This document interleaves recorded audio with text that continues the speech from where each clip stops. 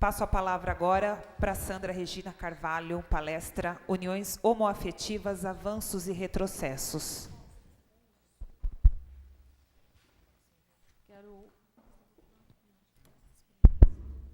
Quero cumprimentar a mesa na pessoa da Roberta, muito prazer em conhecer, parabenizar as palestrantes que me antecederam, aprendi muito, parabenizar esse público tão dinâmico, com tanta vontade de aprender, de participar, isso é muito bom. E, antes de começar a minha fala, que é Uniões Homoafetivas, Avanços e Retrocessos, eu gostaria de falar um pouquinho de mim. Porque eu vi que tem um pessoal não tão jovem assim como eu, né, na plateia, e dizer que as pessoas perguntam, você é a professora do Tony? Sim, eu não sou a professora do Tony, eu sou amiga do Tony. Eu conheci o Tony na Universidade de São Paulo, o Tony foi fazer um curso, e eu também estava fazendo um curso para o doutorado, e eu me encantei com o Tony, porque ele tem esse jeito, ele fala, ele se expressa de uma maneira incrível, né? E quando eu vi o Tony nesse curso que nós fizemos, eu falei, nossa, eu quero fazer o trabalho da professora com o Tony, principalmente porque a professora gostava muito do Tony, né? E daí, esse tipo de olhar, estranhamento que a gente tem com o diferente, isso é muito natural. Porque eu trabalhei no Banco do Brasil até os 40 e poucos anos, e aí, de repente, eu senti que aquilo estava mexendo aqui. Uma coisa que eu tenho, assim, muito clara para mim, é quando mexe aqui, eu falo, não está bom, né? Eu não tinha estudado direito ainda, eu não sabia que isso aqui era dignidade. Quando bate aqui não está bom, é dignidade. Vim aprender depois, né? E daí eu falei, não, eu vou sair do banco e eu vou fazer direito. Então, com 50 anos, eu fui estudar o direito. As minhas colegas tinham a idade dos meus filhos. A minha filha ficou meio assim, porque ela entrou na faculdade de Direito, na São Francisco, e no ano seguinte eu entrei na faculdade de Direito na FMU. Ela ficou meio assim, ela ficava meio desconfortável de dizer, não, a minha mãe também estuda, né? Bom, sinceramente, eu penso o seguinte, que você tem que seguir seus sonhos, independente se está compartimentado para a sociedade aquela sua atuação, né? E quando eu cheguei no curso de Direito, as pessoas acabaram me aceitando. Por quê? Porque eu acabava ajudando as pessoas, porque quando você é mais velho, de alguma maneira você acaba ajudando, né? E eu estudava muito. E aí as meninas falavam assim, nossa, é prova, eu vou estudar, porque imagina, a Sandra estuda, por que eu não vou estudar? Né? Eu falei, ai, que legal, né? Tá bom, né? E continuei, gostei muito do curso de Direito, né? E quando eu terminei, eu falei, nossa, já estou indo para os 60, né? Será que eu vou montar escritórios? O que eu vou fazer? Eu falei, não, eu adoro estudar, então eu vou estudar, né? Principalmente porque a minha psicóloga fala para mim assim, olha, nós, à medida que envelhecemos, nós temos que nos ressignificar, né? E uma forma de você se ressignificar é fazer aquilo que você gosta, que você quis fazer a vida toda, e você sempre ter desejos, né? Então, após o curso de Direito, eu falei, não, eu gosto muito de estudar, eu quero fazer o mestrado, né? Eu quero fazer na Universidade de São Paulo. O pessoal falava assim, não acredito, não vai conseguir, não, com essa idade, não vai conseguir, né? É difícil, só entra lá quem eles querem, né? Bom, aí eu falei, não, mas eu vou tentar, né? Estudei para a prova de proficiência em inglês, francês, né? Depois fiz a prova escrita, passei, e falei, agora orientador, quem é que vai querer orientar uma mulher de 50 anos, né? Será que os jovens não têm mais direito do que eu, né? Eu falava assim, tudo bem, tem, mas eu acho que eu tenho coisa para colaborar também, por que não? Né? E aí eu procurei o professor Álvaro Vilaça Azevedo, que tem 80 anos, né? E perguntei se ele podia ser meu orientador. Ele falou, tá difícil, tal, né? Mas aí ele falou assim, olha, procura alguém. Eu falei, professor, não tem ninguém. Não tem ninguém, né? Tudo que eu sei, que eu fiz até hoje, é por mim mesmo, da minha própria autoria, não tem ninguém. Ele falou assim, qual que é seu tema? Eu falei, professor, né? Eu quero falar sobre uniões homoafetivas. 80 anos, professor Vilaça, e ele é uma cabeça abertíssima. Ele falou, tá bom, eu vou orientar você. Né? Então, algumas pessoas falaram para mim, Sandra, você vai escolher esse tema, uniões homoafetivas? Vão pensar que você é lésbica, Sandra. Eu falei, bom, aí se pensar, qual que é o problema? Né? Não tem problema. Né? Porque quando você é bem resolvido, se você é homo ou você é hétero, qual o problema? Não, eu sou, acabou. Não tem como, tem que bater aqui. Né? Sou homo. E eles querem que eu seja hétero, está batendo aqui, não está bom. Então, você tem que buscar você. Né? Então, prosseguir, né? Durante os cursos, porque a gente tem que fazer créditos, né, para o mestrado, tem que fazer cinco matérias, né?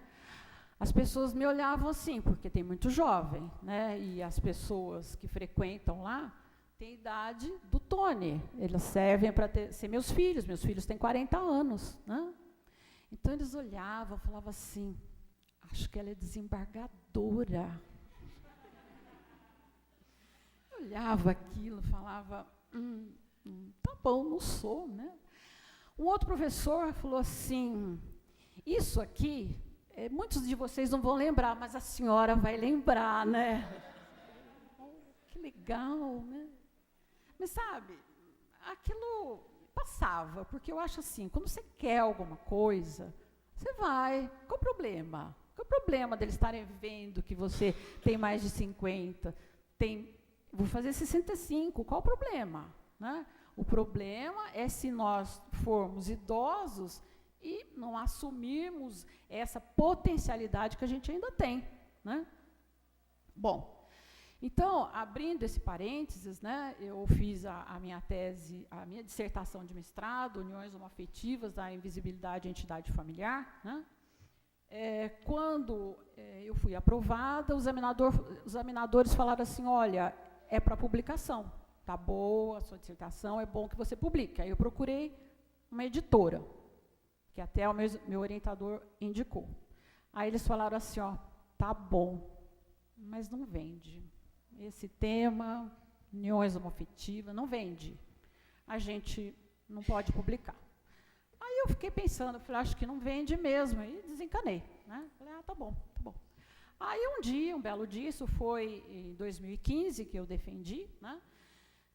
2016 não aconteceu nada, eu falei, eu só fiquei triste, porque eu pesquisei bastante, e eu acho que com esse livro dá para ajudar muita gente, né? Porque eu fui, e tudo aquilo que as pessoas falavam, eu olhava, eu pus. Eu falei, bom, então dá para ajudar alguém.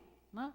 Mas eu falava assim, mas se ninguém quer publicar, como é que eu faço? Aí veio essa editora de Plácido, né? Me procurou e falou, olha, a gente olhou no site da USP e gostamos muito do seu tema, eles nem sabiam o que eu tinha escrito. A gente quer publicar, você quer publicar? Eu falei, claro que eu quero. Né? Mandei para eles no dia seguinte, publicamos. Não leram, né? Mas eles enxergaram, essa editora ela é muito nova e ela está muito bem, né? Ao passo que outras já estão fechando, como vocês podem ver, né? Ela está ascendendo. Né? Eles nem leram, ela falou, nós vamos publicar. É claro que eu paguei, né? Porque eles falaram para mim assim, olha, se você fosse Paulo Coelho, né? Tudo bem, a gente pagava para você, mas esse é o primeiro livro, né? Então, aos 60, né, e alguns, meu primeiro livro, né? Bom, Então, vamos voltar agora ao nosso tema, uniões homoafetivas, avanços e retrocessos. Antes de continuar, eu gostaria de saber quem é da área jurídica. Certo. Não são muitos, né? Então, eu vou assim, adequar a minha fala, né? Mas eu realmente não preparei nada assim muito jurídico. Inclusive, o meu livro, ele é jurídico, mas uma amiga minha, que não é da área, ela leu. Falou, eu não tive dificuldade. Falei, bom, então, acho que... Porque a minha ideia foi essa mesmo. Não é doutrina, é para a população, é para as pessoas, né? Bom, então, vamos começar.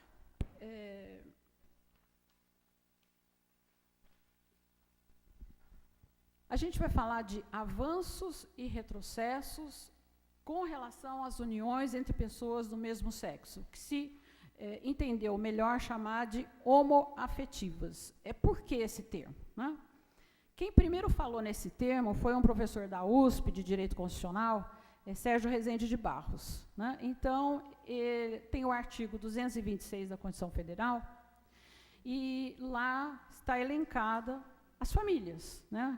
A Constituição prevê o casamento como constituição de família, a união estável e a monoparentalidade, quando tem qualquer dos pais e seus filhos. Mas Sérgio Rezende de Barros, em 2006, ele disse não, existem outras possibilidades de formação de família, tal como as famílias formadas pelo afeto.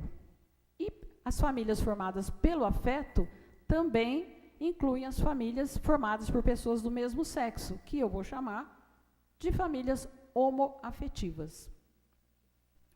Maria Berenice Dias, que é uma desembargadora aposentada, ela é jurista, e ela luta muito pela causa gays, lésbicas, LGBTI, né? Ela escreveu um livro que se chamava, inicialmente, União Homossexual, o Preconceito e a Justiça. Num segundo momento, após Sérgio Rezende de Barros, que foi seu companheiro também, ela mudou o texto, o título do livro, e passou a chamar União Homoafetiva, o Preconceito e a Justiça. Então, chamar de homoafetivo é mostrar que os homossexuais podem se unir pelo afeto e formar uma família. O primeiro avanço aconteceu em 2011. Foi o julgamento pelo Supremo Tribunal Federal que reconheceu a união contínua, pública e duradoura entre pessoas do mesmo sexo como entidade familiar. Aí vocês me perguntam, por que eles não falaram como família, né? Isso é uma história. Na Constituição, o Constituinte e aqueles que integravam os constituintes, eles acreditavam naquela época, 88, que o casamento era o único formador da família. E daí mostrou-se que não, né? Foi uma luta bastante grande, e que poderia a união estável formar família. Aí ficou aquela coisa, a Igreja Católica não concordando muito, e o deputado Nelson Carneiro sugeriu entidade familiar. Tá bom, né?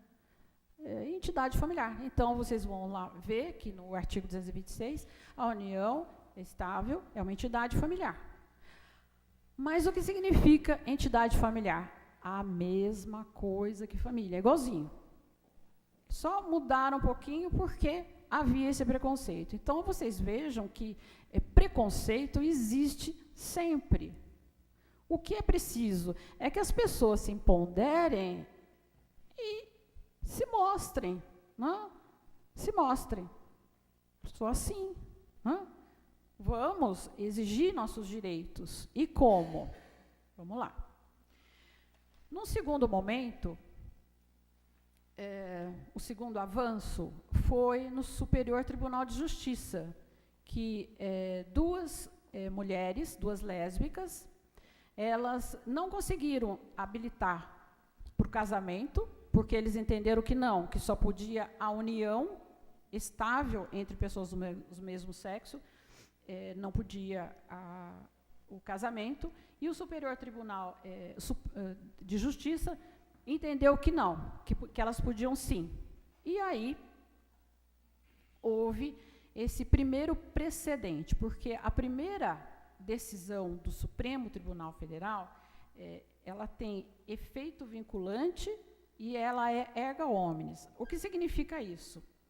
Que ela vale para todo mundo e a administração ela tem que obedecer. Todos têm que obedecer. Já essa decisão do Superior Tribunal de Justiça sobre o casamento valia só para aquele caso concreto. Só que isso abriu um precedente. E o que as pessoas, os casais de gays, lésbicas foram fazendo? Eles foram batendo aos tribunais. Então, é assim que a coisa anda. Não é a pessoa ficar parada esperando, não, ela vai. Ela vai, bate lá na porta do tribunal e fala, olha, eu quero casar. Eu quero que seja reconhecida a minha união estável. Né? E assim, a coisa começou a andar. Só que muitos estados reconheciam, sim, a união entre pessoas do mesmo sexo, permitiam o casamento, outros não. Então, cada juiz acabava decidindo de uma forma. E o Congresso Nacional não fazia lei. Porque o Supremo Tribunal Federal, quando julgou e deu ganho de causa para que a união entre pessoas do mesmo sexo fosse equiparada à união estável, ele recomendou, né, que o legislativo fizesse uma lei. Só que a nossa Constituição, ela não prevê nada, é só recomendação. Então, o Supremo recomenda e o Legislativo faz se quiser. Né? E até hoje ele não quis, são 7 anos, e vocês veem que não tem lei nenhuma. Aí, para resolver esse problema, o que aconteceu? O Conselho Nacional de Justiça, né, ele teve que editar uma resolução 175, em 2013, que dispôs sobre a habilitação, celebração do casamento civil e conversão da união estável em casamento das pessoas do mesmo sexo. Então, vocês vejam, a conquista, ela foi feita por meio do judiciário, do poder judiciário. O legislativo até agora está fazendo que não está vendo. Mas, como as pessoas estão batendo na porta do judiciário, o que o Conselho Nacional de Justiça fez? Editou essa norma. Não é lei, mas é uma garantia. O quarto avanço é o projeto de lei do Senado, e tudo isso que eu estou falando, vocês encontram na internet. Quem quiser anotar para dar uma olhadinha depois, né? Projeto de lei do Senado, número 612, de 2011, que ele é popularmente chamado de casamento homoafetivo. É da senadora Marta Suplicy. Esse projeto está caminhando, e esse projeto é uma grande esperança de se tornar uma lei.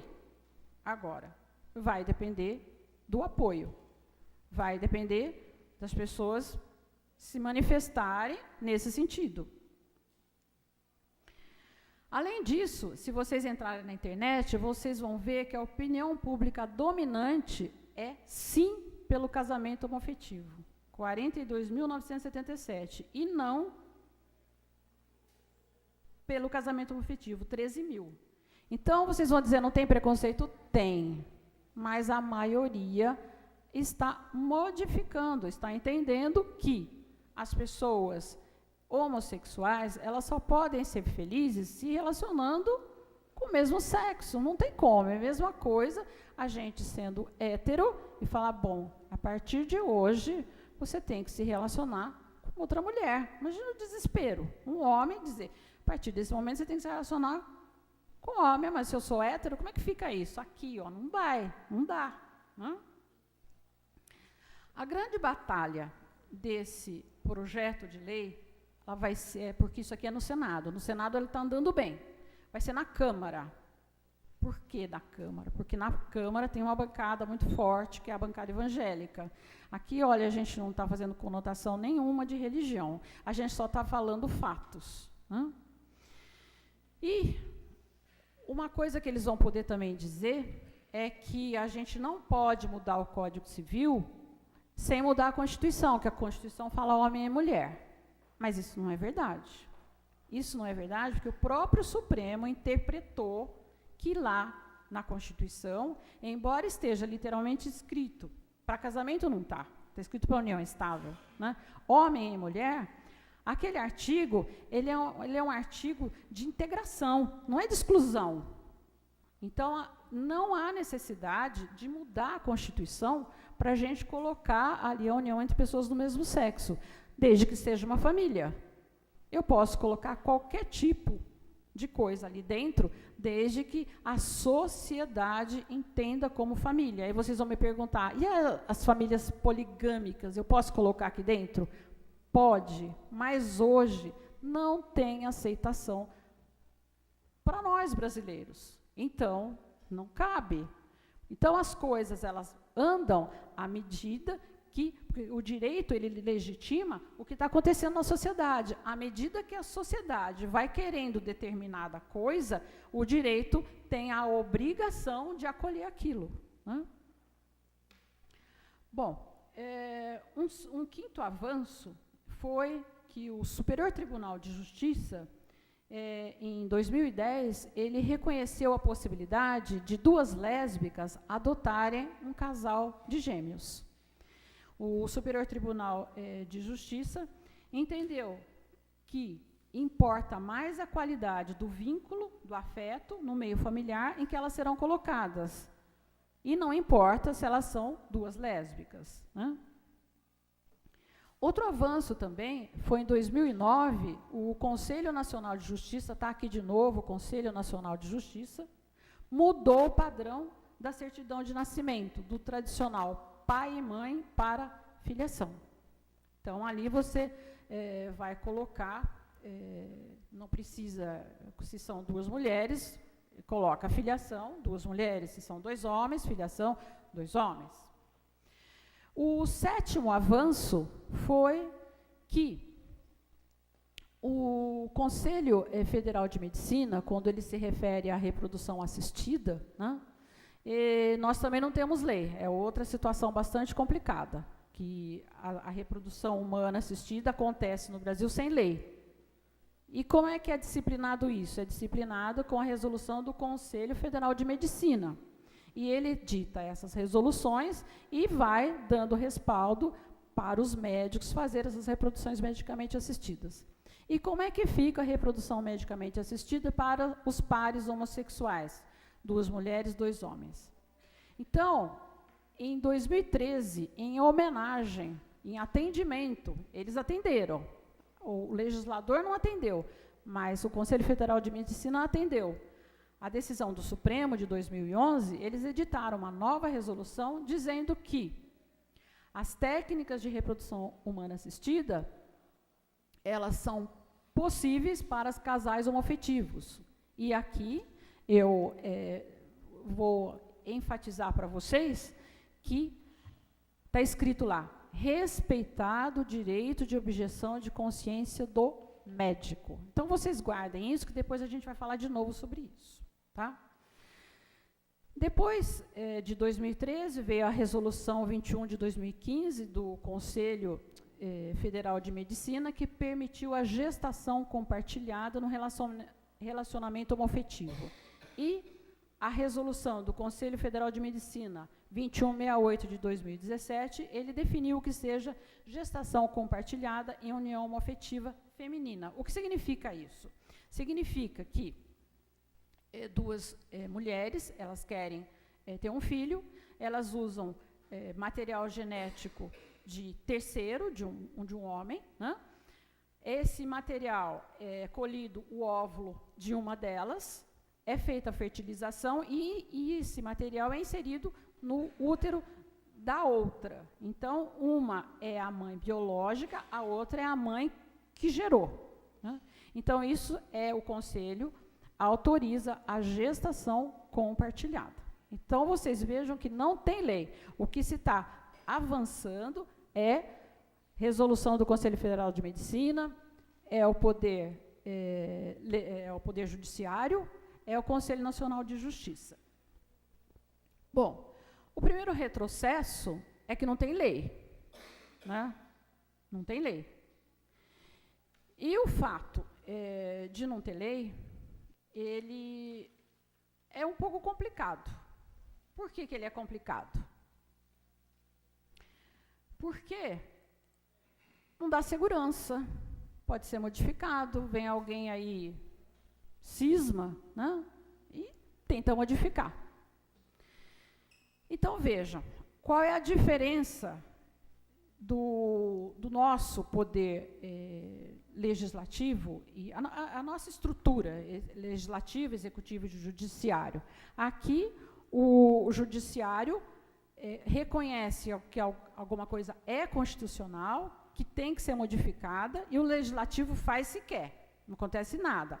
Já na África do Sul, aconteceu em 2005, eles reconheceram o poder judiciário, reconheceu a inconstitucionalidade da lei do matrimônio lá, que não permitia o casamento entre pessoas do mesmo sexo. Então, quando eles reconheceram, eles deram 1 ano para o poder legislativo fazer uma lei. Se eles não o fizessem, ficaria valendo aquilo que foi decidido. E o que aconteceu? O poder legislativo fez uma lei, porque lá é obrigado. Aqui não. Aqui vai quando não sei, né? Quando não sei, não. Quando houver pressão para isso, quando a sociedade se mobilizar para isso, né? E eu estou falando isso porque a outra possibilidade é a força política, principalmente no ano de eleição, né? Quando foi no Uruguai, em 2009, um senador da Frente Ampla, ele prometeu, olha, se o partido Frente Ampla ganhar a eleição, nós vamos legalizar o casamento entre pessoas do mesmo sexo. E o que aconteceu? O José Mujica, que é da Frente Ampla, ele foi eleito, né? E veja, depois de... aqui foi 2009, que houve essa promessa. Em 2012, 3 anos depois, houve, sim, a regulamentação do casamento entre pessoas do mesmo sexo. Veja, a coisa não é fácil, né? Teve que haver o ganho da Frente Ampla, ela ganhou nas 2 casas, elegeu o presidente, e a partir daí houve essa possibilidade da discussão política, né? E, mesmo assim, decorreram 3 anos. E isso foi importante por quê? Porque houve debate da população, houve debate dos congressistas, e tudo isso é pedagógico. Quando as pessoas discutem, olha, no Brasil está acontecendo isso, todo mundo sabe o nome dos ministros, do Supremo, é pedagógico. Por quê? Porque eles estão lá na televisão, vocês estão vendo, né? Então, todos nós sabemos, e às vezes até entendemos de ação. Uma vez eu veio perguntar para mim por que é paciente, né? Por que o fulano é paciente, né? Não, paciente é aquela pessoa que é aquele que pede o habeas corpus, então ele é o paciente. Então, mas as pessoas, de maneira geral, estão entendendo o que está acontecendo, né? Então, é muito importante que as pessoas, que nós nos mobilizemos, porque o que muda é a vontade, é a força, e nós estamos num ano de eleição, num ano próprio de mudança. Eu não sei se nós vamos conseguir isso, mas tem que tentar, né? E esse projeto de lei da Marta, ele é muito bom, né?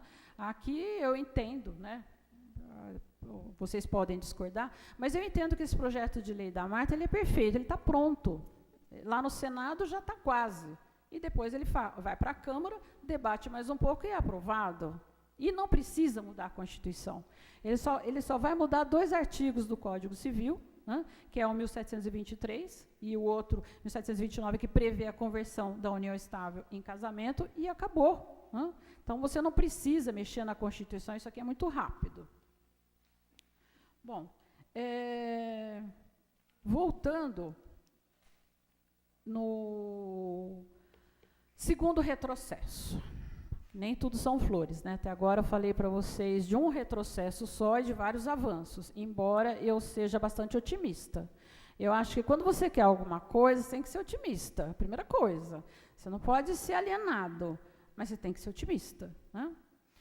Agora, o segundo retrocesso é o projeto de lei 1184 de 2003, que fala da reprodução medicamente assistida. Então, veja, não tem lei, tem projeto de lei.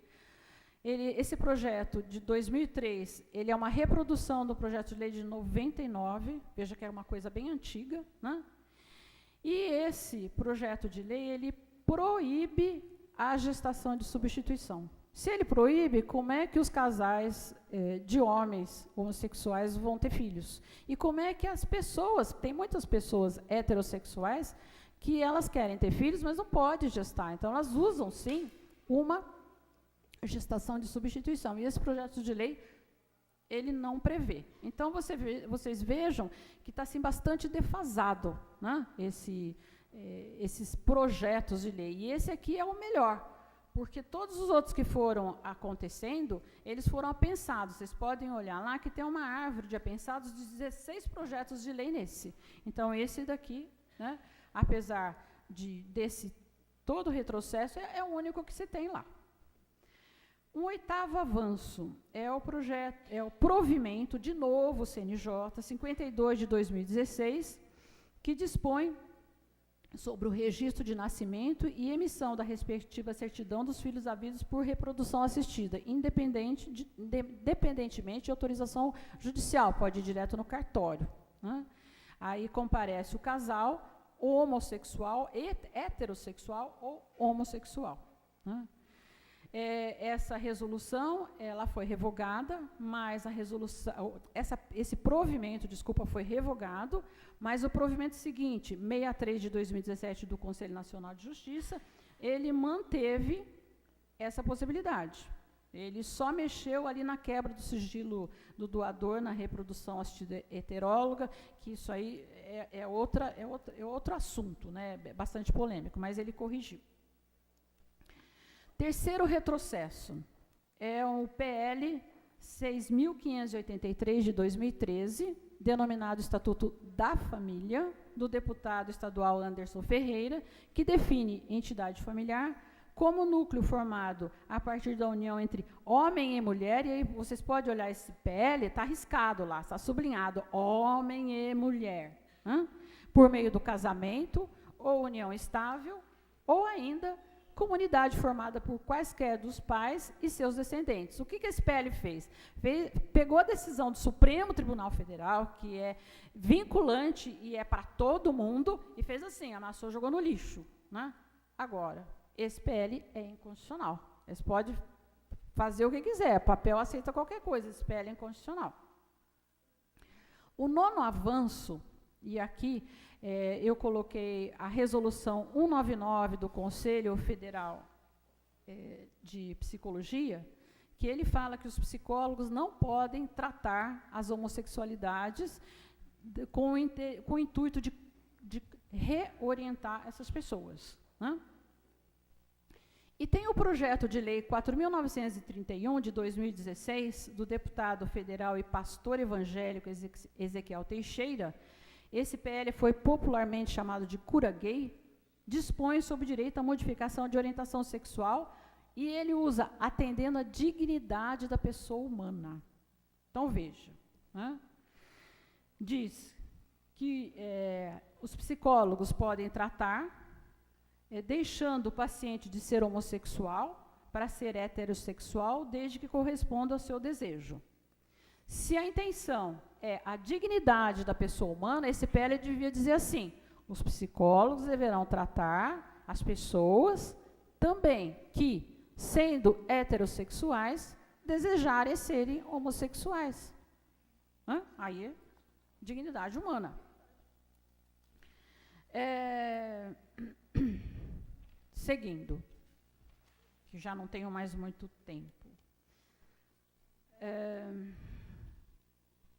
Retrocesso, outro retrocesso.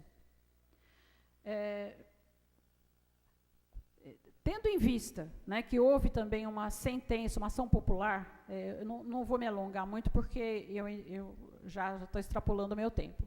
Houve uma ação popular que um conjunto de psicólogos e psicólogas, eles pediam a suspensão dessa resolução 1 de 99, e eles queriam tratar, dizendo, nessa ação popular, diziam que eles estavam sendo oprimidos, é a censura, o Conselho Federal de Psicologia estava censurando, eles não podiam pesquisar, eles não podiam desenvolver cientificamente, né? E então, essa ação popular, eles pediam a suspensão, o juiz não deu a suspensão dessa decisão, dessa resolução, né? Mas ele disse, sim, que os psicólogos podiam tratar os pacientes egodistônicos, né? É aquele que ele tem consciência que ele é homossexual, que ele é heterossexual, mas ele não está confortável naquilo, né? Então, o juiz decidiu que esses pacientes podiam ser tratados, sim, né? Essas pessoas pediam a suspensão dos processos, que provavelmente o conselho, eles deviam estar fazendo reorientação, o conselho entrou administrativamente com punição contra eles pediram para o juiz, nessa ação popular, e disse que não. Uma coisa é uma coisa, outra coisa é outra coisa. Isso vocês resolvam lá, né? Bom, e na esteira dessa ação, num processo de adoção, um membro do Ministério Público pediu que se fosse avaliado melhor o estudo técnico psicológico de dois homens que pretendiam adotar, tendo em vista que um deles tinha se submetido a sessões de psicoterapia. Olha aí como que as coisas vão mexendo na sociedade. Então, isso foi um retrocesso, porque aumenta o preconceito com relação às pessoas homossexuais, porque diz assim, você é homossexual porque você não é tratado. Por que você não vai lá se tratar? Né? Absurdo, bobagem, né? Bom, em síntese, né, seriam essas, tem mais, né, mas eu prefiro encerrar e abrir para vocês, né, para perguntas, que acredito que vocês tenham bastante.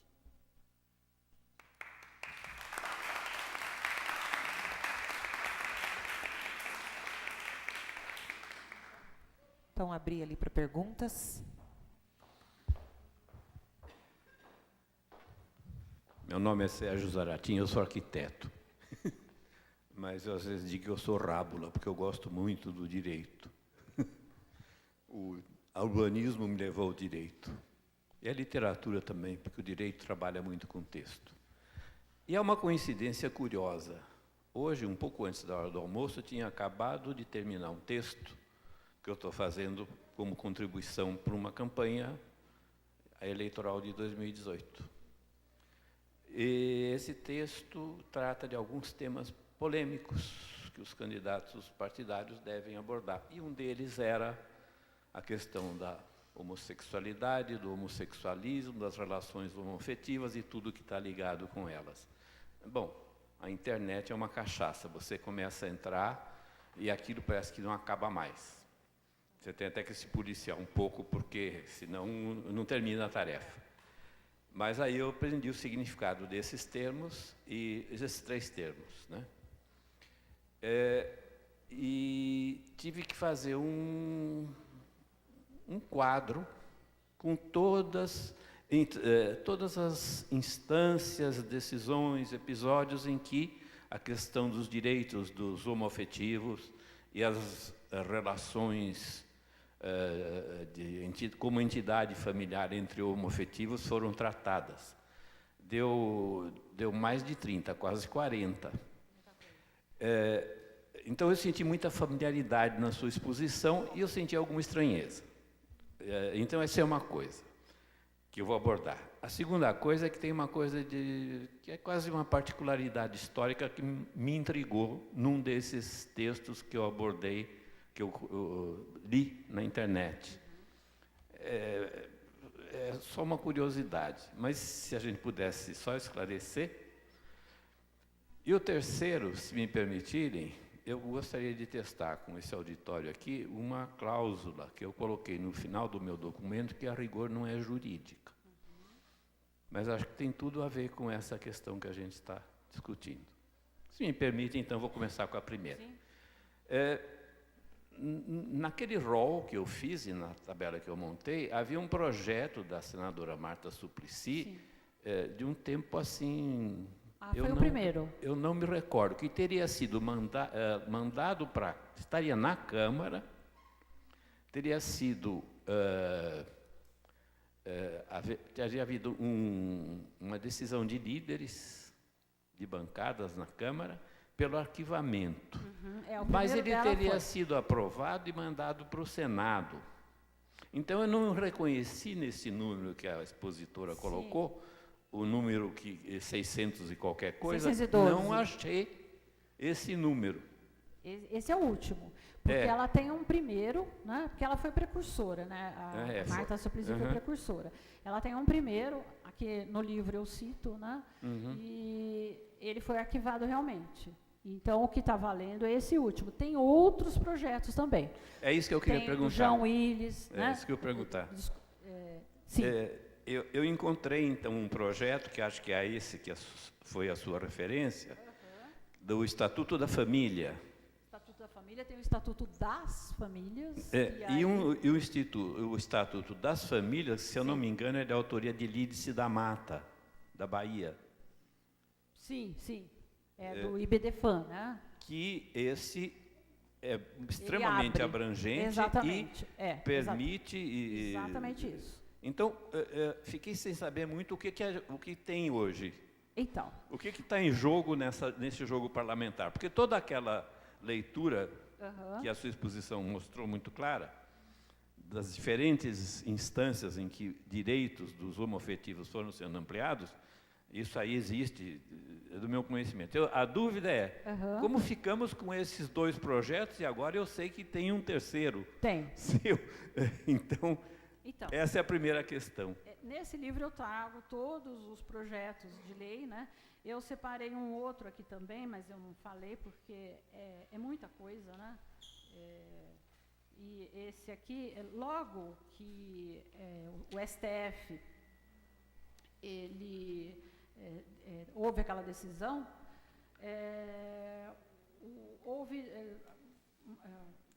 foi o João Willis, né? Eles apresentaram um projeto de lei, deixa eu ver, a Marta Suplicy está aqui, está junto. Eu só não coloquei ele porque ele acabou sendo apensado ao PL do Clodovil Hernandes, porque tem muito disso, né? Eles pegam um PL e aí pega e apensa naquele PL. Então, você vai buscar, se você for buscar esse PL, você não vai achar, né? Que é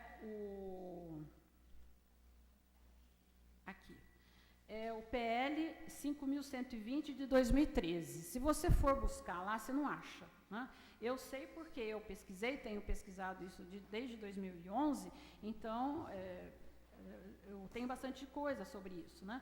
Mas é de autoria do João Willis e da Érica Cocai. Ela altera vários artigos do Código Civil, né?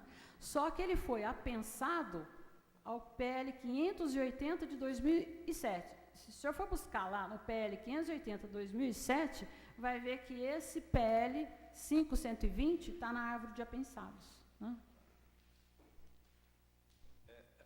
Tinha mais alguma pergunta? Tem uma segunda curiosidade histórica, que num desses textos que eu li na internet, alguém disse que a nossa tolerância brasileira em relação à questão da homoafetividade, do homossexualismo, como se quiser, tinha uma tradição. Menciona uma lei, se eu não me engano, é um código, não sei se é um código penal do tempo do Império, de 1830, sim.